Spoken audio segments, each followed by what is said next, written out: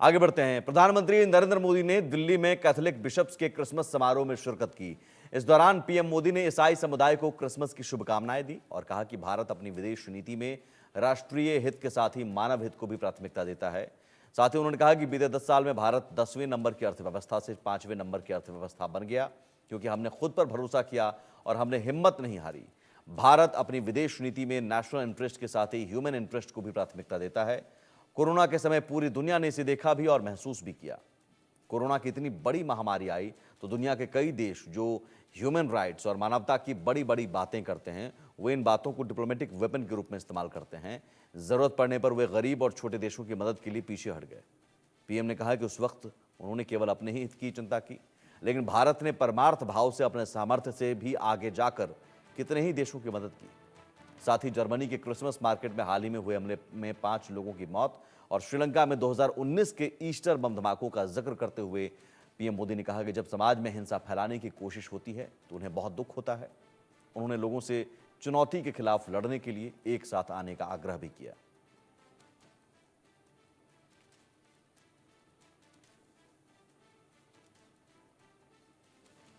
मैं इस अवसर पर सीबीसीआई और उससे जुड़े सभी लोगों को बहुत बहुत बधाई देता हूं।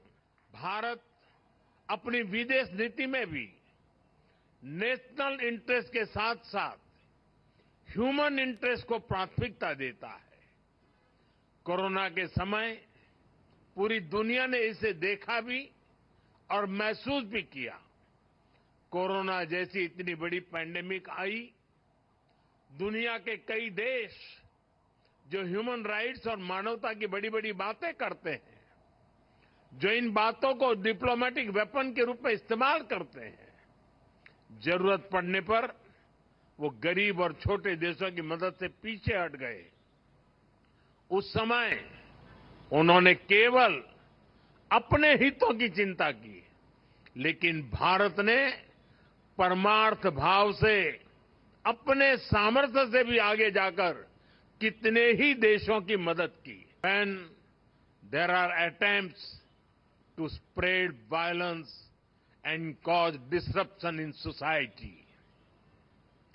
Just a few days ago, we saw what happened at a Christmas market in Germany. During Easter in 2019, churches in Sri Lanka were attacked. I went to Colombo to pay homage to those who lost in the bombings. It is important to come together and fight such challenges.